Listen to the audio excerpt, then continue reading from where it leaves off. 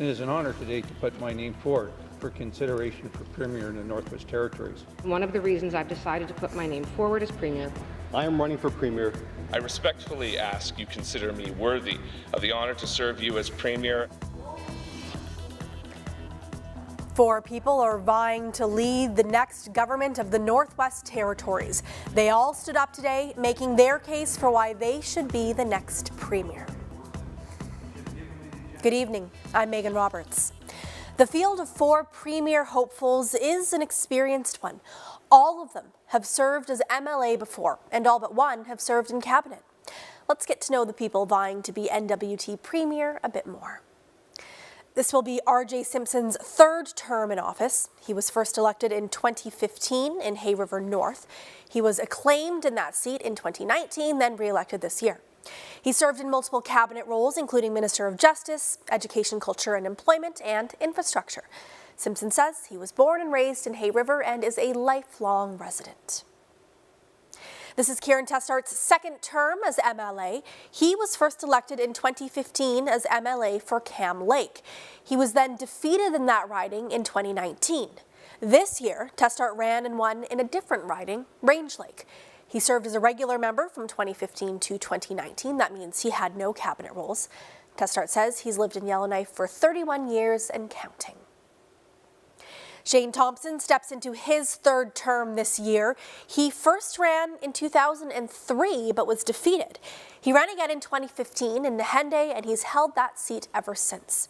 He had multiple cabinet positions during the last assembly, most notably as Minister of Municipal and Community Affairs and Minister of Environment and Climate Change. That last portfolio put him in the spotlight this summer during the unprecedented wildfire season. Thompson says he was born and raised in Hay River. And finally, we have Caroline Wozniak. This is her 2nd term as MLA for Yellowknife South. She was first elected in 2019, and this year she was acclaimed. She also held some big files during the last assembly, including Minister of Justice and Finance. And Wozniak was also in the public eye this summer in her role as Finance Minister during the wildfire crisis.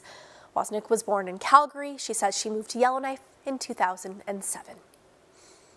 Today, the candidates made their pitches to their fellow MLAs, laying out why they think that they should be the one to lead the Northwest Territories. Robert Holden has that side of the story for us.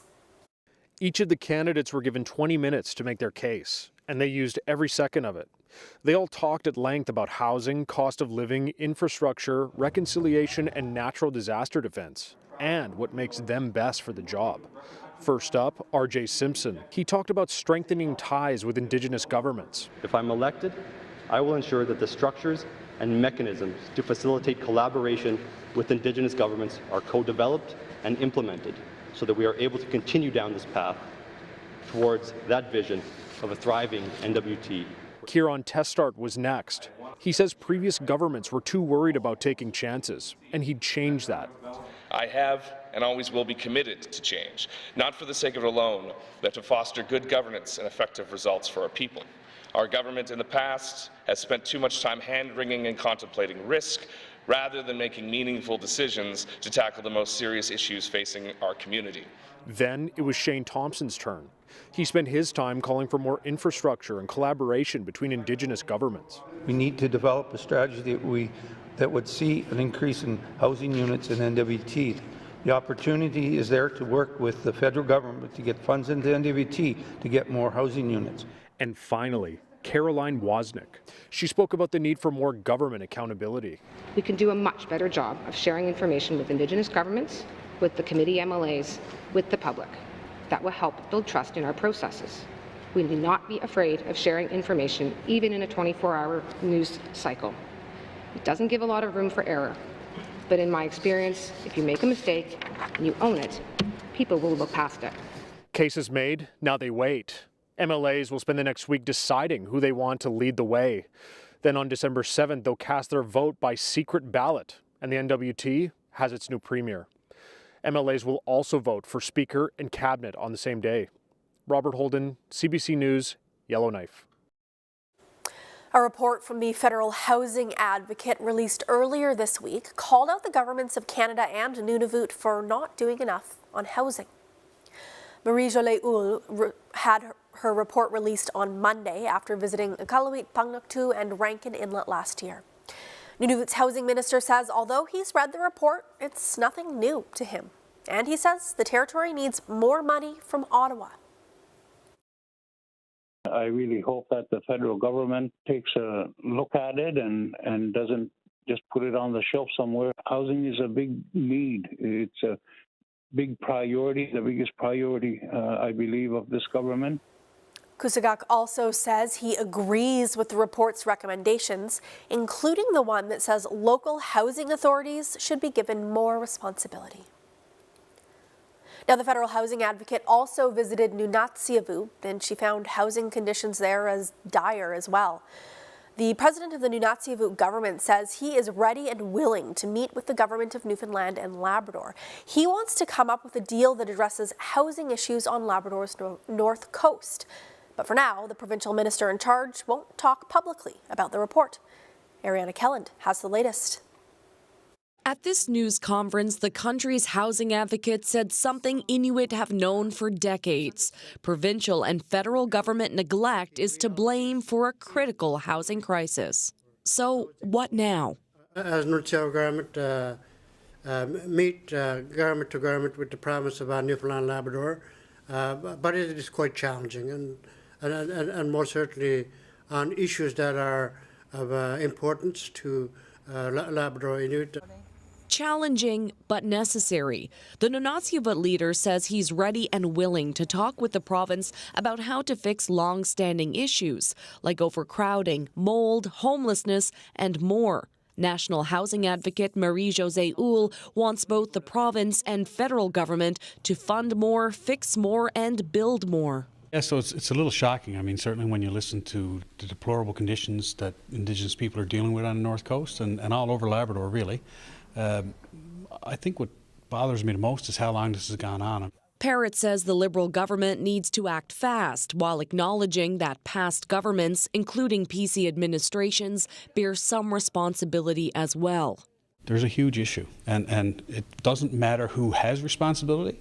What matters is who's responsible to fix it, and that's this Liberal government, and they haven't done it. The minister in charge wouldn't speak with CBC about the advocate's findings. A spokesperson said Paul Pike is taking the time to review the report and is committed to addressing the issues. No interview is not good enough, says NDP leader Jim Dinn. I'm speechless. It's shameful. He is the minister of probably one of the most important, portfolios in this government. He's in this position. I don't know if he's comfortable in it or not. He's on a personal level, he's a decent person. But right now, we need to have this issue addressed. Meanwhile, the federal housing minister has also not yet responded publicly to the advocate's report. Ariana Kelland, CBC News, St. John's. It's another 4 years behind bars for the man convicted of shooting another man outside a Whitehorse bar. Last year, Malakal Toole was found guilty of 9 counts, including discharging a firearm with the intent to wound. The sentencing is related to the 2019 shooting of JT Papaquash. The shooting left him with severe head trauma. Virginie Ann has more. Toole received his 10-year sentence on Wednesday without flinching. Chief Justice Suzanne Duncan gave Toole credit for the time he had already spent at the Whitehorse Correctional Center. He has been in custody ever since the shooting, with now 4 more years to serve. Duncan said several things are behind her decision. One is the fact that Toole was forced into being a child soldier in Sudan during the country's civil war. As well, his inability to find proper counseling after moving to Canada to deal with his trauma. Duncan said this experience contributed to him normalizing violence. However, she said this doesn't excuse the crime he committed. Crown Attorney Leo Lane said the sentence sends a strong message. He said, quote, Yukoners have the right to feel safe in their communities. Addressing the courtroom, Toole said nothing will change what happened and asked for forgiveness. Papaquash declined to comment after the sentence. His mother, Viola, however, was also there, and she told the CBC that she hopes time behind bars will benefit Truel and that he'll be able to finally get the supports he needs to deal with what happened to him in his country. Virginie Anne, CBC News, Whitehorse. The director of Pituvik Land Holding Corporation is in Colombia to speak in front of the United Nations about Nunavut's electricity strategy. Nunavut is working a 20-year electricity strategy to help wean communities off diesel power. Tommy Palliser was invited to speak to Colombia's Indigenous leaders about the Inukjuak hydroelectric project. Palliser says the hydroelectricity project increased employment, lowered welfare rates, and has shown what Indigenous communities are capable of. As we are one of the First Nations people in Canada, and we've progressed so much, how we can help other First Nations from other places in the world. I might learn a lot as well from how they progress so much in their part of the world, and we will try to work together and collaborate as Indigenous peoples. Palliser hopes the information helps improve the lives of people in Indigenous villages in Colombia. Residents in a Yellowknife apartment building woke up to alarms and smoke early this morning after one of the units caught fire. It happened at Crestview Manor just before 1 a.m. Flames could be seen coming from a first-story bedroom. One resident told CBC she banged on neighbors' doors to get people out of the building. The city says 2 fire trucks, 2 ambulances, and 13 firefighters responded to the scene. After they put out the fire, residents on the top floor were allowed to return. The NWT's fire marshal is investigating. A powerful storm in the Kivadluk last week ripped a piece of roofing off of Rankin Inlet's middle school. The Nunavut Department of Community and Government Services says a third of the roof of Simon Aletuk School's gym was dislodged. Winds more than 100 kilometers an hour hit the community during that blizzard. An engineering firm will be in the community next week to assess the damage. In the meantime, building officials will do an inspection before the gym can reopen. The government of Nunavut says temporary repairs will be done, but a permanent solution won't be in place until next summer. A new 3-digit suicide prevention helpline has been launched across the country. People experiencing a mental health crisis can now call or text 988. They'll get a response 24/7 free of charge from a network of agencies led by the Centre for Addiction and Mental Health. Tashana Reid has more. It's Canada's new 3-digit number. 988, a new number Ottawa says will be a lifeline for Canadians. Canada's new 3-digit number for suicide prevention is up and running. Thank you.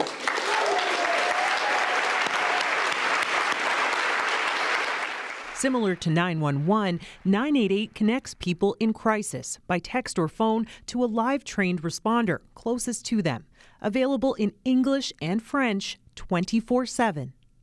Immediate support for people who are thinking about suicide or those worried about someone else.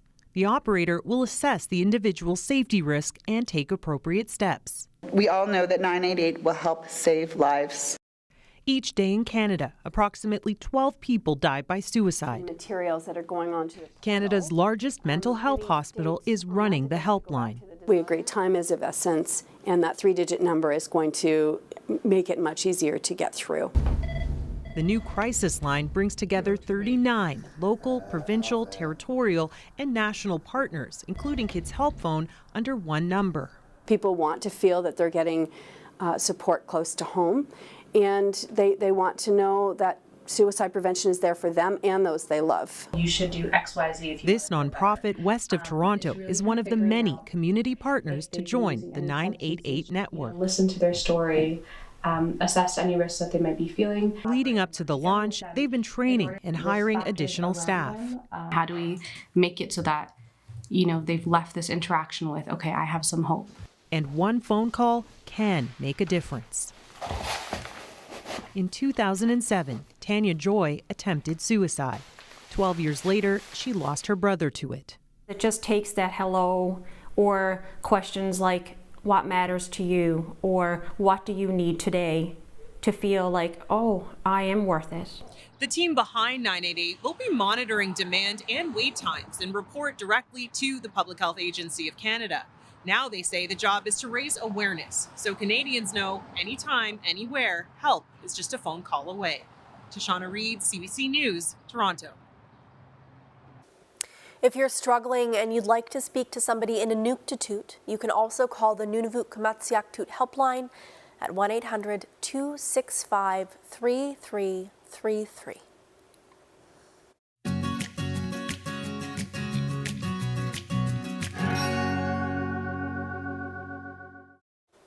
You need training and sometimes a license to do lots of things in this country, to drive a car, buy a gun, operate a boat. But in much of Canada, you don't need either to drive an ATV. In Manitoba, the number of people ending up in hospital after an ATV accident is on the rise, and some people are calling for stricter rules. Caroline Bargut has that story.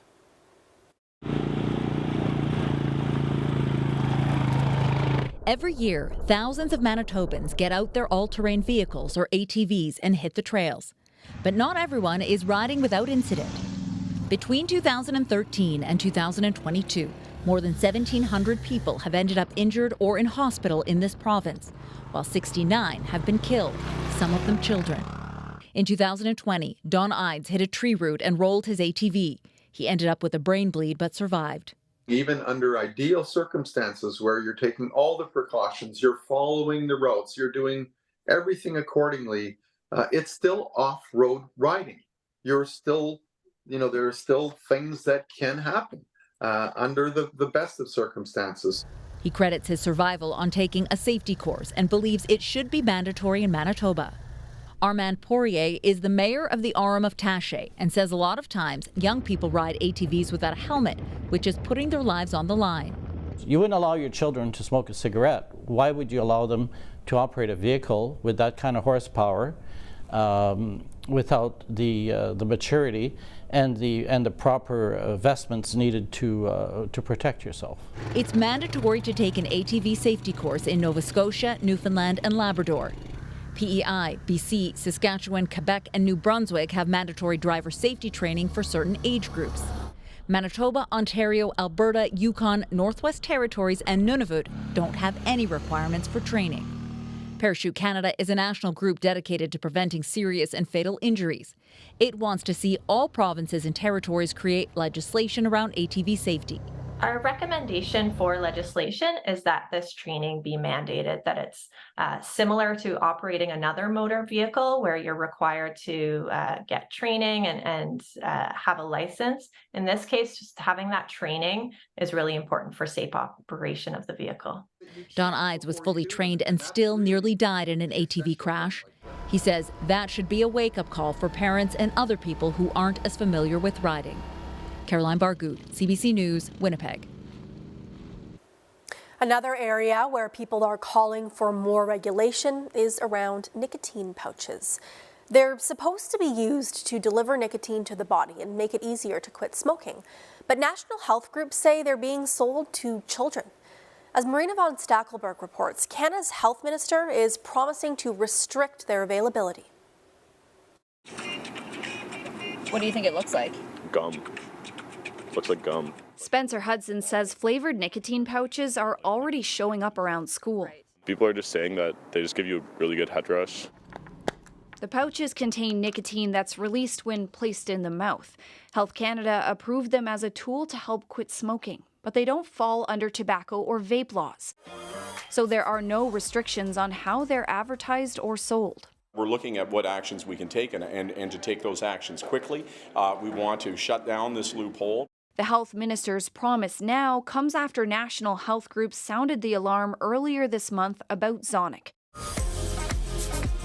With colorful packaging, fruity flavors, and youthful ads, they say target kids.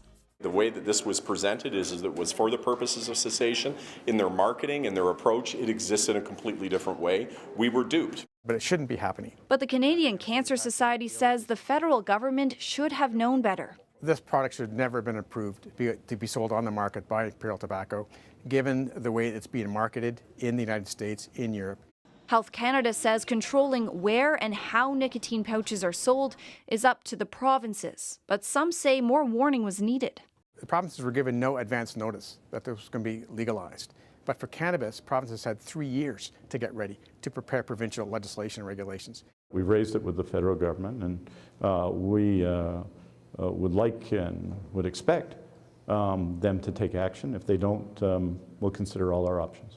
Imperial Tobacco says it followed the proper approval process. It says Zonic is not intended for anyone under the age of 18.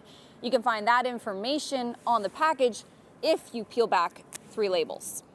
Marina von Stackelberg, CBC News, Ottawa.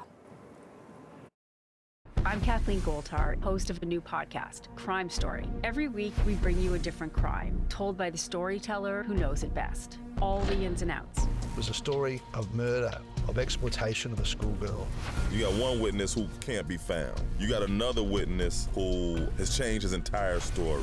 I remember just this feeling of like complete disbelief. Crime Story, available now on CBC Listen or wherever you get your podcasts. You are constantly on the move, and so are we, making sense of the moments that matter together. Looks like things are maybe winding down. Asking what, why, when. To the center of the biggest stories, meeting the people living them. Thank you for letting us be here. What's your situation? Making sense of our world. How are we going to be part of this solution? With you and for you. Connectedness, groundedness. I'm Adrienne Arsenault. This is The National. Canadians of generations have been miseducated. But we don't talk about that. We are here. We have been here. These stories are us.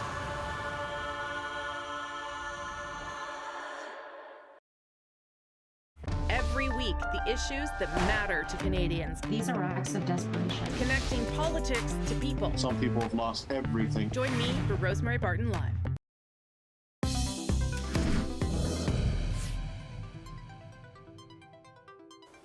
The latest UN climate summit kicked off in Dubai today. Representatives from nearly 200 countries are attending this year's COP28, and Canada's delegation is the largest ever. Susan Ormiston reports. Plenary 1, opening ceremony is full. At this point, only party heads or deputy party heads. First day, first hour, and already the meeting rooms are jammed. The UAE hosting the climate talks needed to produce results, and the summit kicked off with what it called a win. Today's news on loss and damage gives this UN climate conference a running start. Bankrolling a fund for climate devastation in developing countries caused by harmful emissions in other countries. $450 million to start, with more expected for loss and damage. Small compared to the hundreds of billions needed, but a start, says Harjit Singh, a long-time climate activist. So on the first day you get such a big decision, and countries putting money on the table is unprecedented. And it sets the tone, he says, amongst increasing skepticism over these large summits. So what have we been doing over the last 30 years? Everybody is questioning, and it's a right question to ask. COP28 was preceded with controversy. Sultan Al Jaber, the first oil executive to head up COP. We must look for ways and ensure the inclusion of the role of fossil fuels. But with climate experts and negotiators focused on how to force cuts in oil and gas emissions. I know there are strong views about the idea of including language on fossil fuels and renewables in the negotiated text. I ask you all to work together. Be flexible.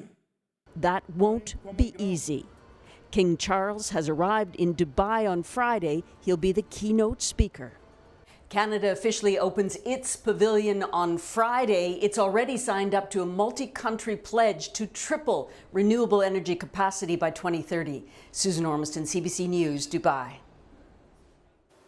A Nunavik landmark is featured on a new coin. The design is by Canadian artist Neil Hamlin.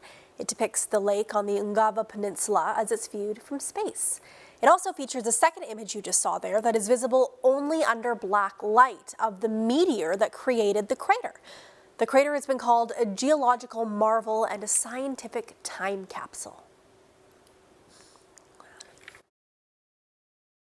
I encourage people to go to our website at mint.ca to not just look up this coin, but see the entire array and variety of collector coins that we have displayed there. So there's quite a variety and lots of interesting stories to soak in. The coin is called Pingualuit Crater, Crystal Eye of Nunavik, and it's a $50 silver piece.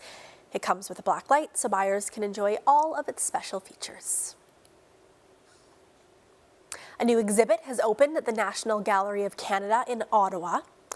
It's called Nick Sikuak, Humor and Horror, and it showcases 40 years of his work. Drawings, paintings, and carvings from the late artist now fill a space in the gallery. The Kugaruk artist, who died in 2013, has more than 100 pieces on display. The gallery's director says the work has already drawn national and international attention. One of the remarkable strengths of Nixik work is how it does that, how it connects people in unexpected ways. And I think it partly does that through the worlds that it opens up. The exhibition opened to the public yesterday. Visitors can also watch a documentary about Sikuak's life. The entire project will be on display until March of 2024. And that is Northbeat for tonight. For news anytime, go to cbc.ca/north. Thank you for watching. I'm Megan Roberts. We leave you with a look at the weather. Have a good night.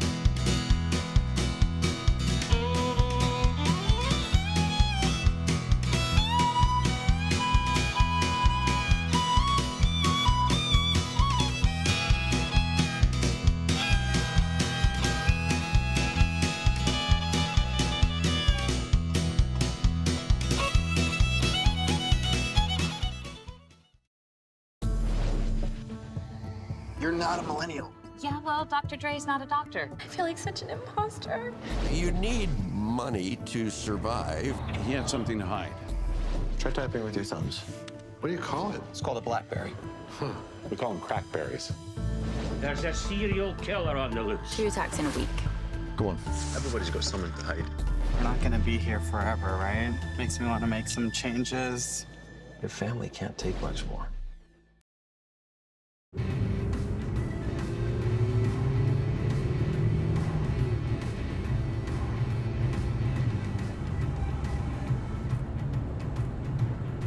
Think you're a better driver when you're high? Think again. No alcohol, no drugs, no victims. A message from Mad Canada. I want my children home where they should be. You'll go to jail if you don't sign. There's gonna come a time you'll feel the darkness. You don't let them win.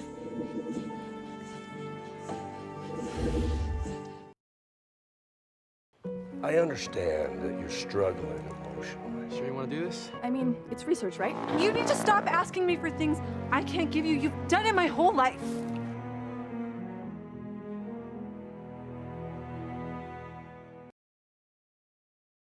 Get the news you need without restrictions. Download the free CBC News app